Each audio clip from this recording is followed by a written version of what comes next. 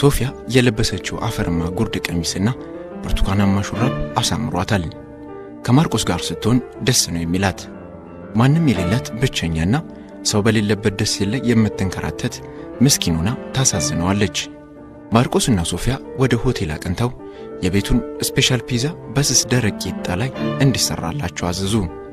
ስለ መላኩና ሰሎሜ፣ ስለ ስንክሳር፣ ስለ ነሳራ ሲጫወቱ ቆዩ። በሜዳው ላይ ያሉት አበቦችና ትናንሽ ተክሎች፣ በህንጻው መካከል ያሉት የቆዩ ዛፎችና ራቅ ብለው የተሰሩ የሆስፒታል ልዩ ክፍሎች በትክክል ተሰባጥረው ሆስፒታሉን ገነት አስመስለውታል። ሆስፒታሉን የጀመሩት በጊዜው የነበረውን የአዋላጅ ነርስ ትምህርት ቤት ለመምራትና ለማስተማር የመጡ ሁለት አውስትራሊያን ዶክተሮች ባልና ሚስት ሐምሊን የሚባሉ ናቸው። እነ ማርቆስ ከተቀመጡ በኋላ ቡናና ኩኪስ አቅርበውላቸው እነርሱም ወሬውን ተቀላቀሉ። ማርቆስም ቀስ እያለ አንዳንድ ጥያቄዎችን ሲጠይቅ ከቆየ በኋላ ሶፊያ የምታስተምርበት አንድ ክፍለ ጊዜ ስለነበራትና መሄድ ስላለባት ስትወጣ ሲስተር ተናኘም ማርቆስን ይዛ ልታስጎበኘው አብረው ወጡ። ሲስተር ተናኘ እያስጎበኘች ስለ ፌስቱላ ስትነግረው ነገሩን ባይነ ህሊናው እያየ ዝግንን ብሎት ፊቱን ጨምደድ ፈታ ሲያደርግ ልቡ ግን የበለጠ በሐዘን ተመታ። የተቆለፈበት ቁልፍ የረጅም ልቦለድ መጽሐፍ ትረካ ክፍል 42 አሁን ይቀርባል።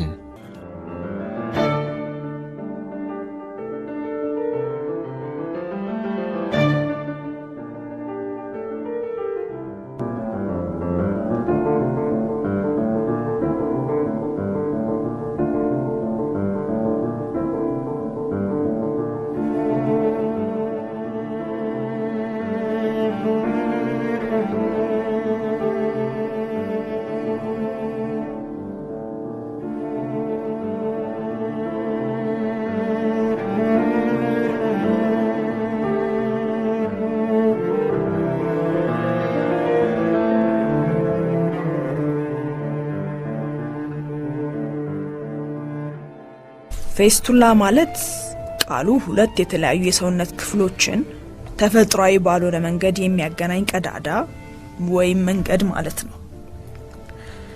አሁን የሴቶችን የሰውነት ክፍል እዚህ ጋር እንደምታየው በታችኛው ሆዳችን ላይ ከላይ በኩል የፊኛ ከረጢት አለ። ከሱ ጀርባ ከፍ ብሎ ደግሞ ጽንስ አቃፊ ማህፀን፣ ወረድ ብሎ ደግሞ ውጫዊ የማህፀን ክፍልና በውጭ እስካለው የሴት ልጅ ብልት ድረስ የሚገኘው መተላለፊያ አለ። ከዚያ በስተጀርባ ደግሞ የአንጀታችን የመጨረሻው ክፍል የሆነው ሰገራ የሚያልፍበት ሬክተም የተባለው ነው ያለው። ስለዚህ ማህፀንና መተላለፊያው ከፊት በፊኛ ከኋላ ደግሞ ከፊንጢጣ በላይ ባለው የአንጀት የመጨረሻው ክፍል መሃል ነው ያለው። ከፊኛ ፊትና ከሬክተም በስተኋላም የማህፀን አቃፊ አጥንቶች ናቸው ያሉት። በወሊድ ጊዜ እንግዲህ የህፃኑ ጭንቅላትና ሰውነት በዚህ ጠባብ የማህፀን ክፍል ማለፍ አለበት። ይህም የምጥ እጅግ አስቸጋሪው ደረጃ ነው አለችና የምትለውን ተረድቷት እንደሆነ ፊቱን አየት አደረገች። ከዛም ያለችውን በስዕሉ በማስደገፍ ካሳየችው በኋላ በተለይ በተመጣጠነ ምግብ እጥረትና እድሜያቸው ለአቅመ ወሊድ ያልደረሱ በጣም ወጣት ሴቶች አርግዘው ለመውለድ ሲሞክሩ በማህፀን መተላለፊያ ያለው የልጁ ጭንቅላት የማህፀኑን ግድግዳ ከፊኛና ከሬክተም ጋር በአጥንቱ ላይ አጣብቆ ለረጅም ሰዓት ሊያቆየው ይችላል። የልጁ ክብደትና መጠን ትልቅ ከሆነ ወይም አቀማመጡ በወሊድ ጊዜ ተዛባ ከሆነ ደግሞ ችግሩ የባሰ ይሆናል። ችግሩ ያጋጠማቸው በቶሎ ወደ ሆስፒታል ሄደው መፍትሄ ካላገኙና ከአጥንት ጋር ተጣብቆ የቆየው የማህፀናቸው ክፍልም ሆነ የፊኛቸውና የአንጀታቸው ክፍል በቂ ደም ስለማያገኝ በአካባቢው ያሉ ሴሎች ይሞታሉ። ይህም ከዚህ የተነሳ ከሚመጡ የወሊድ ቁስለቶች ጋር ተያይዘው በሚፈጠር ኢንፌክሽን ታግዞ ፌስቱላ የምንለውን ቀዳዳ በፊኛና በማህፀን ወይም በሬክተምና በማህፀን መካከል ወይም ሁለቱንም ይፈጥራል። ቶሎ ሕክምና ካላገኘ ሊሰፋ ይችላል። ከዚህም የተነሳ ሽንታቸውንም ሰገራቸውንም መቆጣጠር ወደማይችሉበት ደረጃ እንዲደርሱ ስለሚያደርጋቸው ሰገራና ሽንታቸው እየተቀላቀለ በማህፀናቸው ያለማቋረጥ እንዲፈስ ያደርጋል ስትል ነገሩን በአይነ ህሊናው እያየ ዝግንን ብሎት ፊቱን ጨምደድ ፈታ ሲያደርግ ልቡ ግን የበለጠ በሐዘን ተመታ። እሷም በስሜት ሆና ማብራሪያዋን በመቀጠል ይህም የሚፈጥረው መሸማቀቅና ማህበራዊ መገለል ምን ሊሆን እንደሚችል መገመት ትችላለህ። ትዳራቸውን ያጣሉ። ማንም ከነሱ ጋር መሆንም መኖርም አይፈልግም። እነሱም ቆሻሻ እንደነካው ርኩስ ዕቃ ከቤተሰብም ከህብረተሰብም ተገልለው የአካል ብቻ ሳይሆን የመንፈስም የስሜትም የማህበራዊ ህይወትም ሰለባና ስንኩል ይሆናሉ። ይሄ ነው እንግዲህ ፌስቱላ ማለት። ሌላው እንግዲህ ያለ እድሜ በህፃናት ላይ በሚደረግ የወሲብ ጥቃት፣ ለካንሰር በሚደረግ የጨረርና የቀዶ ህክምና በመሳሰሉ ምክንያቶች ሊፈጠር ቢችልም ያ በጣም ጥቂት ፐርሰንቱ ነው ብላ ረጅም ገለጻዋን ጨርሳ ዝም ስትል ክፍሉ ለአጭር ጊዜ ጸጥ አለ። ኦ ማይ ጋድ! እንዴት የሚያሳዝን ነው። በቃ ዝም ብሎ ወሬ እንጂ ችግሩን እንደዚህ አይቻም ሆነ ፈጽሞ እንደዚህ ገብቶኝም ማወቅም ነበር። እና እዚህ ያሏችሁ ህመምተኞች ሁሉ ይሄ ችግር ያለባቸው ናቸው ማለት ነው አለ። በግቢው ውስጥ ያያቸው ብዙ ሴቶች በዚህ ስቃይ ውስጥ ያለፉ መሆናቸውን ሲያስበው እየዘገነ ነው። ይገርማል። ካለው ችግር አኳያ ሲነጻጸር እዚህ የምታየው የጠብታም ያህል አይሆንም። ይሄ ማዕከል ከተከፈተ ጀምሮ እንኳን ከ30,000 በላይ ሴቶችን ነው ያከምነው። አሁን ደግሞ በየክፍለ ሀገሩ ማዕከላትን እየከፈትንና ሐኪሞችንም እያሰለጠንን ነው። በ21ኛው ክፍለ ዘመን ሰው በዚህ አይነት ስቃይ መከራውን ሲበላ አሳዛኝ ህይወት ገጽታ ነው ብላ ሲስተሯ ፊቷ በሐዘን ጥላ ተሞላ። 30,000 ማርቆስ በደነገጠ ፊት ወደ እርሷ እያየ ግን አብዛኛው ህመምተኛ ከየት ነው የሚመጣው? ማለቴ ከየት አካባቢ ነው? ከሁሉም ቦታ ነው። ያው በብዛት ከገጠር ነው። የገጠር ሴት ልጆች ያለ እድሜያቸው አግብተው ስለሚያረግዙና ለሕክምና እርዳታና ለማዋለድ አገልግሎት ሩቅ ስለሆኑ ችግሩ እዛ ነው በዋናነት የሚታየው። መገመት እንደምትችለው እርዳታ ሳያገኙ የሚሞቱትንማ ቤት ይቁጠራቸው። እነዚህ እንግዲህ ከዛ የተረፉት ጥቂቶቹ ናቸው። ሰው ደግሞ እንዴት አድርጎ እንደሚያገላቸውና መከራቸው እንደሚያበላቸው አትጠይቀኝ። አስቸጋሪው ሕክምና መጀመሪያ ላይ ቀዳዳውን ደፍኖ ማስተካከል ይመስለን ነበር። አሁን ግን ችግሩ ያለው በማህፀናቸው ላይ ብቻ ሳይሆን ስለ ራሳቸው ባላቸው አመለካከት፣ በራስ መተማመናቸው፣ በሰብአዊ ክብራቸው፣ በቃ ምን ልበል በማንነታቸው ሁሉ ነገራቸው ነው አብሮ የሚሸነቆረው። ያ ደግሞ በቢላዋ ቀደ በክር ሰፍተ የምታስተካክለው አይደለም ብላ የችግሩን መጠንና ጥልቀት በሙያ ችሎታዋና በሴትነት ልቧ ስትገልጽለት የሴቶቹን እጣ ፈንታና ፍጻሜ ለማወቅ የጓጓው ማርቆስ እኔ የምልሽ ሲስተር፣ ታዲያ ይሄንን ሁሉ ችግር ለመፍታት ከሕክምና በኋላ ምን ታደርጉላቸዋላችሁ? ከሕክምናው በኋላ ደግሞ እነሱ መልሶ ማቋቋምም ሌላው ትልቁ የሕክምና ተግባር ነው። ስራው ጊዜ ይወስዳል።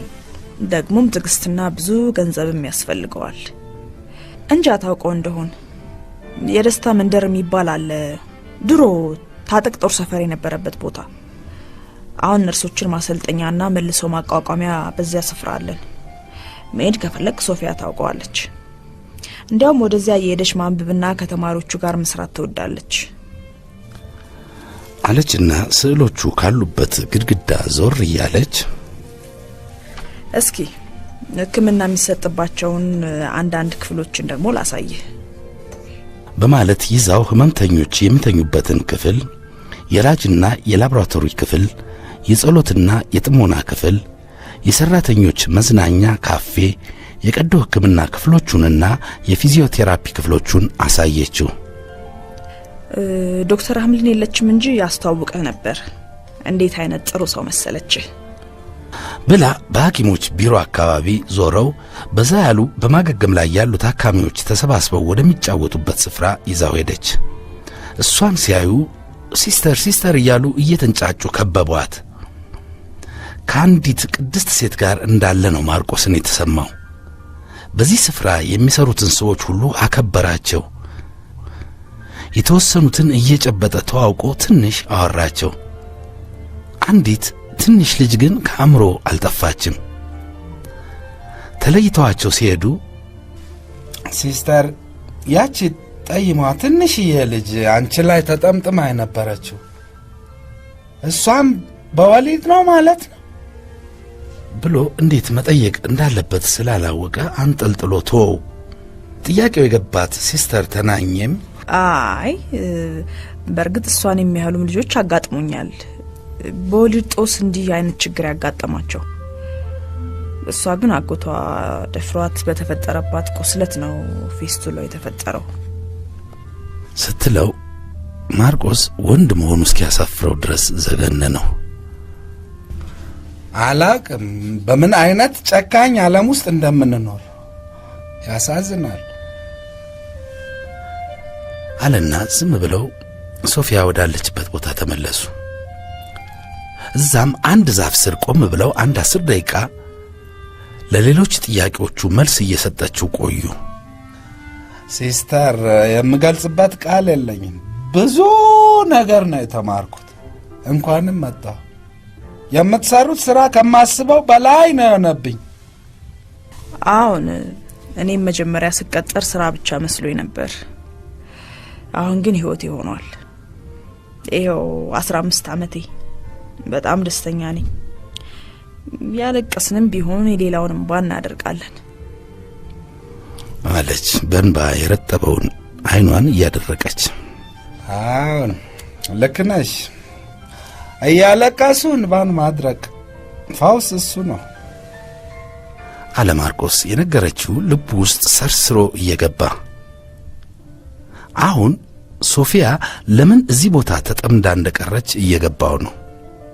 አጠር ጠም ያለችው ነርስ አሁን ገዝፋና በስራዋ ተውባ ታየችው። ባሏ ሰዓሊ ነው። እሷ ደግሞ የተበላሸውንና የወየበውን የሰውን ነፍስ በጥበቧ እንደገና ታድሳለች።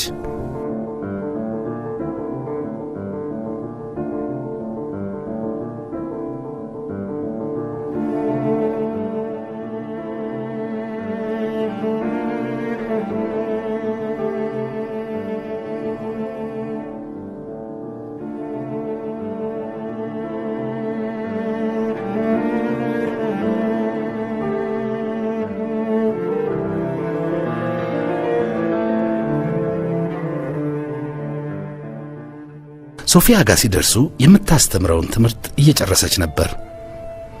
ከፈለገ ገብቶ እንዲቀመጥ ጋበዘችው። ሲስተር ተናኘ ሥራ ስለነበረባት እዛው ትታው አመስግኗት ስትሄድ በተለያዩ ልብሶችና ጫማዎች እንዴት መጠቀም እንደሚችሉና አካሄድን፣ ቀለም አመራረጥንና በራስ መተማመንን እንዴት ማዳበር እንዳለባቸው ነበር ሶፊያ የምታስተምረው። ቆንጅዬና ደግ ስለሆነች በጣም ይወዷታል። በአማርኛዋ መሳቅንም አይጠግቡም። ሲሳቅባቸው የኖሩ ነፍሳት አብሯቸው የሚስቅ የሚያከብራቸውና የሚስቁበት ሲያገኙ ከነፍሳቸው ሽንቁር የተወሰነውም እንኳን ቢሆን ሳይደፈንላቸው አይቀርም። ሶፊያ በብሩሿና በሸራ ላይ ሳይሆን በእነዚህ ዕድል ባሰናከለቻቸው ወጣቶች ላይ ውበታቸውን እንደገና ከትባ ለማድመቅ ትማስናለች። ሲስተር ተናኘ ከቻለ እንዲያነብ የነገረችውን በዶክተር ሃምሊን የተጻፈውን መጽሐፍ ለሶፊያ ሲነግራት እሷ ጋር እንዳለና እንደምታውሰው ነግረዋለች። እሱም በፍጥነት አንብቦ ስለዚህ አስገራሚ ቦታና ሥራ የበለጠ ለማወቅ ጓጉቷል። የትምህርቱን ክፍለ ጊዜ ሲጨርሱ ሁሉም እየመጡ እያቀፏት ወደ የክፍላቸው ሲሄዱ ማርቆስ የበለጠ በተመስጦ ያያት ነበር። ዋው ሶፊ፣ ያየሁትን የምገልጽበት ቃል አጣሁ። ምን ያህል ታላቅ ነገር እንደተማርኩና ደግሞ ምን ያህል ነፍሴ እንደተኮነነች አላደል። ስንት ትልልቅ ነገር ሰዎች እየሰሩ እንዳሉ ስንት ሺህ ምንም አቅም የሌላቸው ሰዎች የሚያልፉበት ስቃይ እኔ እንጃ። ብቻ ሁሉም ነገር ለየት ያለ ነው። በምስቅልቅል ዓለም መካከል ያለ የፈውስ ገነት ነው የመሰለኝ። ሲስተር ተናኘ የምትገርም ሰው ናት። ኦፋ አልና ራሱን ማሻሸት ጀመረ። አሁን በጣም የሚገርም ቦታ ነው። አካላቸው ብቻ ሳይሆን ነፍሳቸውን በደቀቁ ምስኪኖች መካከል መገኘትና እነሱን ማገዝ ራስን ማከም ነው። እነሱ ለእኔ ፈውሶቼ ናቸው፣ ባለውለታዬ ናቸው፣ የሕይወቴን ትርጉም የማይባቸው መዝገበ ቃላቶቼ ናቸው ብል ማጋነን አይሆንም። እድለኛ ነኝ። አሁን ምን ማድረግ ነው የምትፈልገው? ቢሮ ትገባለህ እንዴ? አለች ሶፊያ ሸሚዙን እያስተካከለችለት። ሰው መንከባከብ የምትወደው ሶፊያ ባይበላሽም ልብስን ማሳመርና መነካካት ትወዳለች። መነካካቱ መንከባከብ ነው ለሷ። እኔ እንጃ፣ ያው እንዳልኩሽ ማታ የሶሎሜ አክስት ቤት እሄዳለሁ። ቢሮ መግባት ግን አላሰኘኝም። ምንም አስቸኳይ ነገር የለብኝም። አንቺ ምንድነው እቅድሽ ለቀረው ከሰዓት በኋላ? አለ። አብረው መዋል ወይም የደስታ መንደር ወደ ተባለው የፊስቱላ ሆስፒታል መልሶ ማቋቋሚያ በአንድነት መሄድ ከቻሉ ለማወቅ። እኔ ከሰዓት በኋላ አንድ የደስታ መንደር የሚባል ከከተማ ወጣ ብሎ የሚገኝ መልሶ ማቋቋሚያ አለ። የዚህ የፊስቱላ ታካሚዎች ናቸው እዚያ ያሉት። ትምህርት ቤትና እርሻ አለው። ደስ የሚል ጸጥ ያለ አካባቢ ነው። እዚያ ሄጄ ለማንበብ ነው ያሰብኩት። ማየት ትፈልጋለህ? ላስጎበኝ እችላለሁ። ካፌም አለ፣ እርግጠኛ ነኝ ትወደዋለህ አለች ሶፊያ። እሷም አብረው ቢሄዱ እየተመኘች። ይገርማል። እኔም እኮ አንቺም ወደዛ እንደምትሄጂ ሲስተር ስለነገረችኝ ልጠይቅሽ ነበር። እንሂዳ በቃ፣ አሪፍ ነው አለ ማርቆስ ፊቱ ባንዴ እያበራ። ዋዊ በጣም ግሩም ነው። እንሂዳ፣ እርግጠኛ ነኝ ትወደዋለህ አለችና ዕቃዋን በየስፍራው መልሳ ሲስተርን ደውላ አመስግናት ተያይዘው ወደዛው አመሩ።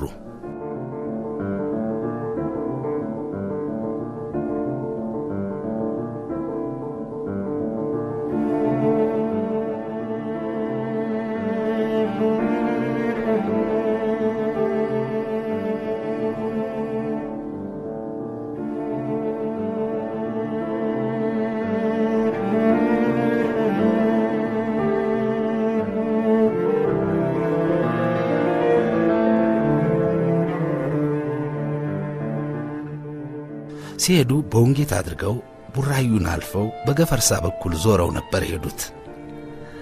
ገፈርሳ ሐይቁ አካባቢ ያለው መልክዓ ምድርና የነፋሱ ሽውታ ልብን ይሰርቃል። ትንሽ ቆም ብለው ከመኪናው ወርደው አየሩን ማግ አድርገው እዛው አካባቢ ስላለው የአእምሮ ህሙማን ማገገሚያ ከሳራ ጋር መጥተው እንደጎበኙትና እስካሁንም ያየው ነገር እንዴት እንደማይረሳው አጫወታት። ከዛም ከአንድ 15 ደቂቃ ጉዞ በኋላ ደረሱ። በአካባቢው ያለው ጸጥታ ብቻ ሳይሆን ለጥ ያለው ሜዳ፣ ተበታትነው ያሉት ከብቶችና ቤቶች ሁሉ አንዳች ስሜትን ይቀሰቅሳሉ። አየሩ ንጹህ ነው። ወደ ሰፈሩ የሚወስደውን የፈራረሰ ቀጭና አስፓልት ይዘው በር ላይ ሶፊያን የሚያውቋት ዘበኞች ስለነበሩ ያለ ችግር ገቡ። ውስጡ ሰፊና ለምለም ነው። ሁሉም ነገር በጥንቃቄና እንዲያምር ተደርጎ ቢሰራም ብዙ ገንዘብ ያላስከሰከሰ እንደሆነ ያስታውቃል። ከመኪና ወርደው በእግራቸው ወዲያ ወዲህ እያሉ የተለያዩ ነገሮችን ሲያዩ ከቆዩ በኋላ ከትንሿ ኩሬ አጠገብ ባለችው ሚጢጢ ካፌ ደጃፍ ተቀምጠው አምቧ እየተጎነጩ ማውራት ጀመሩ። ፊስቱላ በአንዲት ሴት ሕይወት ላይ የሚፈጥረው አካላዊ፣ ቤተሰባዊ፣ ስነ ልቦናዊ፣ መንፈሳዊና ማኅበራዊ ቀውስ ልክ የለው። ይኸውም መስመራቸውን ስተው በሚወጡ የሰውነት ፈሳሾችና እነሱንም ለመቆጣጠር ካለመቻሉ ጋር በተያያዘ የሚመጣ ጦስ ነው። በሆስፒታሉ አንጻር ሲፈስ የነበረው ወንዝም ከከተማው ነዋሪዎች ጣቢና ሽንት ቤት የሚወጣው ፍሳሽ ምን ያህል እንዳበላሸው ማንም ያላየው የአዲስ አበባ ፊስቹላ ነው። እሱንስ ማን ይሆን የሚጠግነው? ከሁሉም በላይ ግን በከተማይቱም ውስጥ ያሉትን ወንዞችና መንገዶች እንደዚሁም እነዚህን አሳዛኝ ክቡራን ወጣቶች ሁሉ የፊስቹላ ችግር ገፈት ቀማሽ ያደረጋቸው ከሁሉም በስተጀርባ ያለ የአስተሳሰብ ፊስቹላ እስኪጠገን ችግሩ እንደሚቀጥል ጥርጥር የለውም። የአስተሳሰብ ፊስቹላ የለም ይባል ይሆን? በየቤቱና በየመስሪያ ቤቱ በብዙ ሰዎች አስተሳሰብ ላይ ከፍተኛ ማህበረሰባዊ ቀውስ የፈጠረውን አእምሮአዊ ፊስቹላ ማየት ቀላል ላይሆን ይችላል። በአእምሮአቸው ውስጥ ሥርዓትንና ውበትን ተላብሰው እንዲሰሩ የተፈጠሩት ስሜት፣ ባህል፣ እምነት፣ ፍላጎት፣ ግንኙነት፣ አስተሳሰብ፣ አመለካከትና የመሳሰሉት የአስተሳሰብ ክፍሎች በትክክል ሳይዳብሩ ተደባልቀውና ሚዛን አጥተው በባለቤቱም በዙሪያው ባለው ሰውም ላይ የሚፈጥሩት ተጽዕኖ ቀላል አይደለም። ከማህፀን ፊስቹላ የአስተሳሰብና የአእምሮ ፊስቹላ የሚፈጥረው ጥፋት ልክ የለውም። ነገሩን እንደ ህመም ስለማናየው ህብረተሰብ ሳያውቀው በዘቀጠ ኑሮ ውስጥ ዘመናትን ያሳልፋል። ከማህፀን ፊስቹላም ለመዳንና ነፃ የሆነ ህብረተሰብን ለመገንባት አእምሮአችን ተይዞ ከምንሰቃይበት የአስተሳሰብ ፊስቹላ የሚያክመን ሳያስፈልገን አይቀር። አእምሮ የተፈጠረው መልካም ሐሳቦችን አርግዞ እንዲወልድ ለባለቤቱም የሕይወትን ፍስሐ እንዲያጎናጽፍ እንጂ የሚያጠፉና ሕይወትን የሚያበላሹ ሐሳቦችን ከባለቤቱ ፈቃድና ቁጥጥር ውጪ እንዲያንጠባጥብ አይደለም። ማርቆስ የደስታ መንደርን እስካሁን አለማወቁ እየቆጨው በሌላ ጊዜ አብረው እንደሚመጡና በተለይ መልአኩ ሲመጣ ሆስፒታሉንም የደስታ መንደር መልሶ ማቋቋሚያንም በደንብ እንደሚጎበኙት ተስማሙ። ከዛም በሌላ አቅጣጫ የቀለበቱን መንገድ አግኝተው በእርጋታ እየነዱ ሶፊያን ቤቷ አድርሶ ማታ ሊደውልላት ተነጋግረው ወደ ሰሎሜ አክስት ቤት በቀጥታ ሄደ።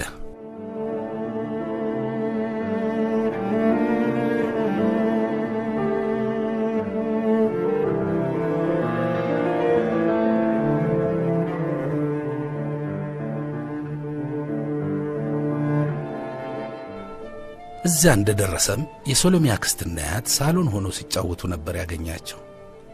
ገና ግቢ ሲገባ ከልጆች ጋር ስትጫወት የነበረችው ሶስና እየበረረች መጥታ ተጠመጠመችበት። ሶሲ የኔ ቆንጆ ደህና ነሽ ብሎ አቅፎ ከሳማት በኋላ እጁን እንደያዘችው ወደ ቤት ገቡ። እንዴ አንቺ ልጅ ጓደኞችሽን ጥለሽ እዚሁ መጣሽ እንዴ? አለች የሰሎሜ አክስት ማርቆስን ሰላም ለማለት እየተነሳች።